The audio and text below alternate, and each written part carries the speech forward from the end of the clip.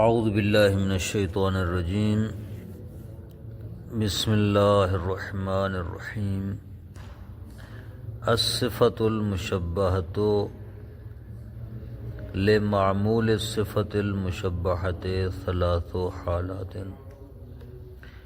اسم فاعل اسم مفعول کی بحث کے بعد صفت مشبہ کی بحث شروع ہو رہی ہے، جس میں وہ فرما رہے ہیں کہ لمعمول الصفۃ المشبہۃ ثلاث حالات، صفت مشبہہ کے معمول کے لیے تین حالات ہیں، تین حالتیں ہیں۔ ان یکون مقرونا بضمیر الموصوف او مضافا الی ما فیہ ضمیر الموصوف۔ پہلی حالت یہ ہے کہ صفت مشبہہ مقرون ہو، ملی ہوئی ہو، صفت مشبہ کا معمول ملا ہوا، معمول کے حالات ہیں۔ پہلی حالت یہ ہے کہ صفت مشبہ کا معمول ملا ہوا ہو موصوف کی ضمیر کے ساتھ۔ یعنی کیا؟ یعنی صفت مشبہ کے معمول کے ساتھ ایک ضمیر ہوگی جو پلٹ رہی ہوگی موصوف کی طرف، او مضافاً الی ما فیہ ضمیر الموصوف، یا صفت مشبہ کا معمول ایک ایسے اسم کی طرف مضاف ہوگا جس میں موصوف کی طرف پلٹنے والی ضمیر موجود ہو۔ فیرفع علی الفاعلیت، تو یہ معمول فاعلیت کی بنیاد پر مرفوع ہوگا، یعنی معمول جو مرفوع ہے وہ فاعل بن رہا ہوگا صفت مشبہ کا فی الافصح، فصیح ترین قول کی بنیاد پر۔ جیسے ایھا الملک الکریم نسبہ، الکریم صفت مشبہ ہے، نسبہ اس کا فاعل ہے، مرفوع ہے، اور نسبہ یعنی الکریم کے معمول کے ساتھ جو ضمیر ہے یہ پلٹ رہی ہے کس کی طرف؟ موصوف کی طرف۔ کون سا موصوف؟ الملک، الملک، اے ملک، اے بادشاہ جس کی نسب کریم ہے۔ بات واضح ہے؟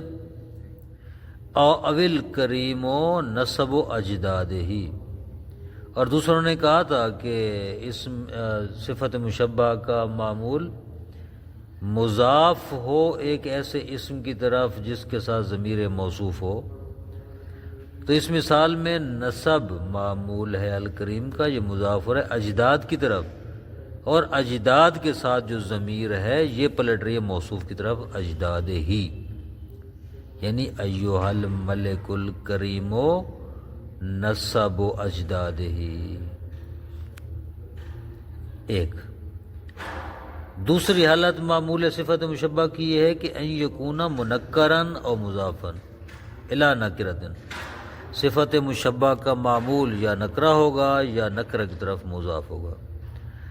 فینصب علی التمییز، تو اس صورت میں تمییز کی بنیاد پر منصوب ہوگا صفت مشبہ کا معمول۔ ایھا الملک الکریم نسبا، نسبا نکرہ ہے، معمول ہے الکریم کا، اور منصوب ہے تمییز کی بنیاد پر، یعنی کریم کے لیے تمییز ہو رہا ہے۔ اول کریم نسبا اجداد ہی، یہاں پر نسبا اجداد ہی، نسبا اجدادن، نسب مضاف ہے، اجداد نکرہ کی طرف۔ دو حالتیں۔ اور تیسری حالت صفت مشبہ کے معمول کی یہ ہے کہ ان یکون مقرونا بال، صفت مشبہ کا معمول ال کے ساتھ ملا ہو یعنی معرف باللام ہو، او مضافا الی ما فی ال، یا ایک ایسے اسم کی طرف مضاف ہوگا جو معرف باللام ہو۔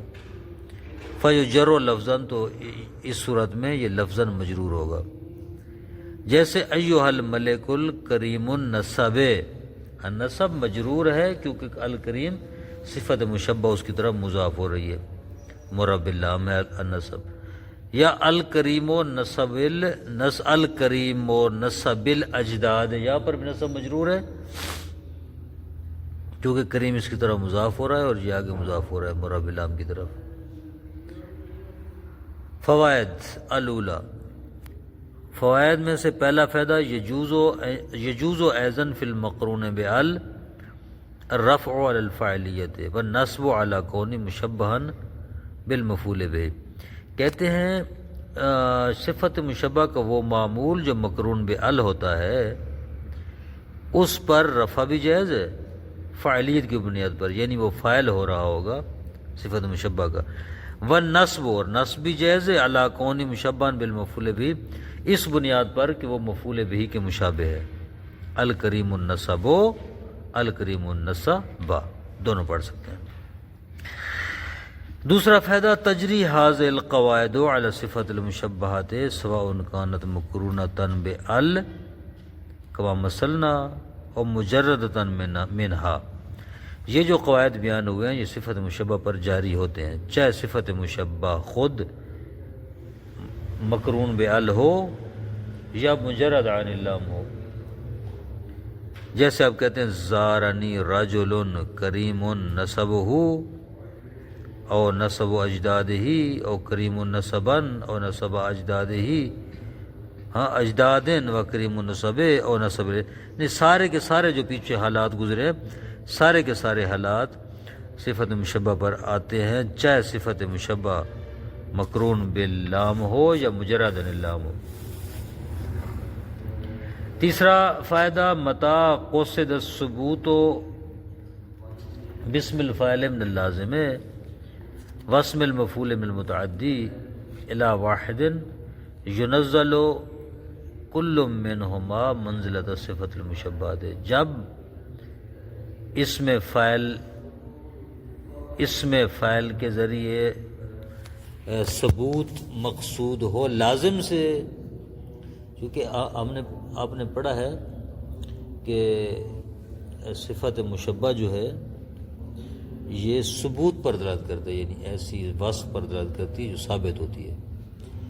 اس کے برعکس اسم فاعل اور مفعول ایسی صفت پر دلالت کرتے ہیں جو حادث ہوتی ہے، ثابت نہیں ہوتی اس پر۔ لیکن کہتے ہیں کہ اسم فاعل سے آپ ثبوت مراد، یعنی اسم فاعل کو گویا صفت مشبہ کے طور پہ استعمال کرنا چاہتے ہیں، یعنی اسم فاعل استعمال کر کے معنی ثبوت لینا چاہتے ہیں آپ، نہ معنی حدوث، ہاں اس کے متعلق بات کر رہے ہیں۔ واضح نا بات؟ متا قصد الثبوت باسم الفاعل من اللازم، لازم سے یعنی فعل لازم کے اسم فاعل سے مراد ثبوت ہو،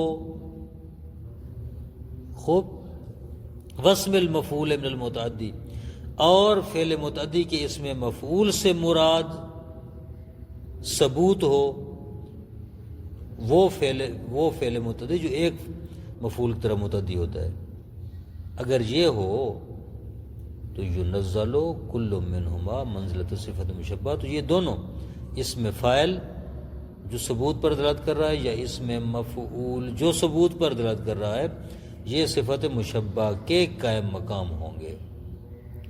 بات واضح؟ فتقولو، بس کہتے ہیں زید صادق یا الصادق وعدہ وصادق او الصادق وعدا یا صادق او الصادق الوعد وغیرہ، یعنی جو حالات صفت مشبہ پر آئیں گے وہی حالات ان پر بھی آئیں گے۔ کب؟ جب اس میں فاعل اور اس میں مفعول بے معنی ثبوت ہوں، بے معنی حدوث نہ ہوں، تو صفت مشبہ کے کیا مقام ہوں گے، اور صفت مشبہ والے حالات استعمال ان پر بھی آئیں گے۔ وَيُسَمَّى مرفوع اسم المفعول فی مثل هذه الحال فاعلا لا نائب فاعلا، کہتے ہیں کہ اسم مفعول کا جو مرفوع ہوتا ہے ان حالات میں، یعنی جب اسم مفعول ثبوت پر دلالت کرتی ہے اور صفت مشبہ کے کیا مقام آتا ہے اسم مفعول، جو معمول ہوتا ہے اس میں مفعول کا، یعنی اس میں مفعول کے ذریعے جو مرفوع ہوتا ہے وہ فاعل ہوتا ہے، نائب فاعل نہیں ہوتا، جبکہ پیچھے ہم نے پڑھا تھا کہ اس میں فاعل کا جو مرفوع ہے وہ اس کا فاعل ہوتا ہے، اس میں مفعول کا جو مرفوع ہے اس کا نائب فاعل ہوتا ہے۔ یہاں بھی اس میں مفعول کا مرفوع ہے لیکن فاعل ہے، کیوں؟ اس لیے کہ یہاں اس میں مفعول بجائے صفت مشبہ استعمال ہو رہی ہے، تو لہذا صفت مشبہ والا عمل ہو، لأن الصفت تعتبر حینئذ ثابتۃ لا حادثۃ، جو کہ یہاں پر جو صفت ہے یہ ثابت، صفت ثابتہ شمار ہو رہی ہے، نہ کہ حادثہ، یعنی ثبوت ہے، حدوث نہیں ہے۔ وَيَجْرِي مَجْرَى الصِّفَةِ الْمُشَبَّهَةِ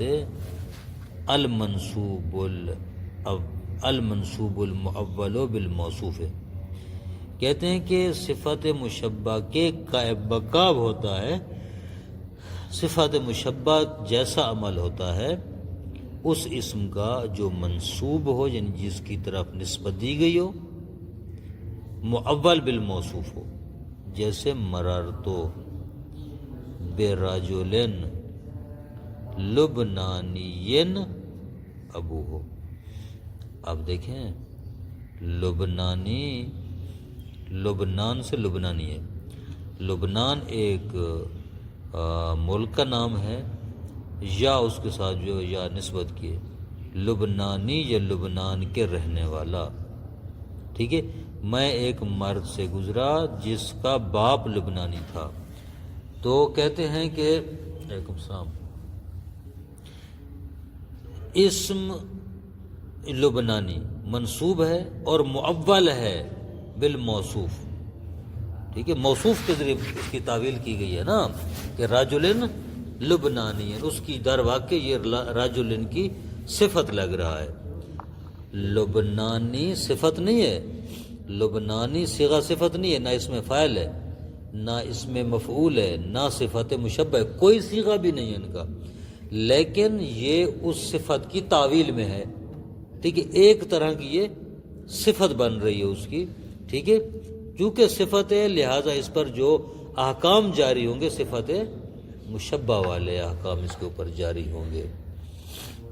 وما یحتمل التاویل من الجوامد، اور اسی طرح وہ اسم جو جن کی تعویل ہوتی ہے جوامد میں سے، یعنی ہیں جامد، اسماء جامد ہیں لیکن وہ ان اسماء مشتق کی تعویل میں ہوتے ہیں، اس میں فاعل مفعول صفت مشبہ وغیرہ کی تعویل میں ہوتے ہیں، ان پر بھی یہی احکام صفت مشبہ والے جاری ہوں گے۔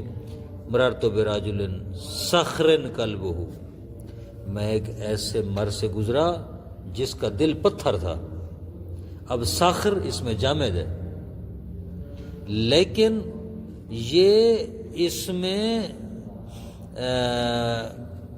مشتق کی تعویل میں صفت ہے، اس لیے ان کے جو احکام ہیں وہی ہوں گے اس کے جو اس میں فاعل مفعول کے ہیں۔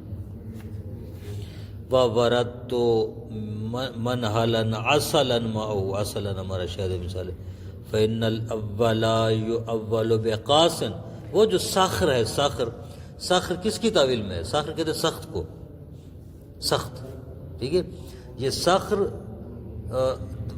واقعاً حقیقتاً تو ایک سخت پتھر کا نام ہے، لیکن یہ سخت پتھر کا لفظ استعمال کر کے ہم مراد لیتے ہیں قسی القلب کی، فلاں بندہ پتھر دل ہے، پتھر دل کیا ہے؟ اس کے دل میں پتھر رکھا ہوا ہے، پتھر کا دل بنا ہوا ہے، نہیں، وہ ہم کنایا کر رہے ہیں سنگ دل ہونے سے، تو سنگ دل ہونے کے لیے کون سا لفظ استعمال کیا جاتا ہے؟ ہاں، قسی القلب، قاسی یعنی سنگ دل، جس کا دل سخت ہے، ہاں، تو لہذا یہ صخر اس میں جامد ہے لیکن قاسیون کی تعویل میں ہے، قاسیون کیسے ہیں؟ سخت کو، قاسیون اس میں فاعل ہے، تو یہ جامد اس میں فاعل کے معنی میں ہے، اس میں فاعل کی تعویل میں ہے، لہذا یہ عمل کرے گا صفت مشبہ والا۔ والثانی بالحلو، دوسرا جو اصل ہے، اصل میں فلاں سے گزرا، فلاں نہر سے جس کا پانی اصل کی طرح تھا، جس کا پانی شہد تھا، بھائی پانی آئی شہد تو نہیں، پانی تھا شہد نہیں تھا، لیکن اس لیے اصل کہا کہ چونکہ وہ میٹھا تھا، شہد والی اس میں خصوصیات تھیں، لہذا اصل حلب کے تعویل میں جائے گا۔ حلب اس میں مشتق ہے جس کا معنی ہے میٹھا، تو لہٰذا ایک اس میں جامد اس میں مشتق کی تعویل اور اس کے معنی میں ہے، تو لہٰذا عمل بھی اس میں مشتق والا کرے گا۔ کون سے اس میں مشتق والا عمل کرے گا؟ صفت مشبہ والا۔ کافی ہے۔ صلی اللہ علی محمد وآلہ وسلم۔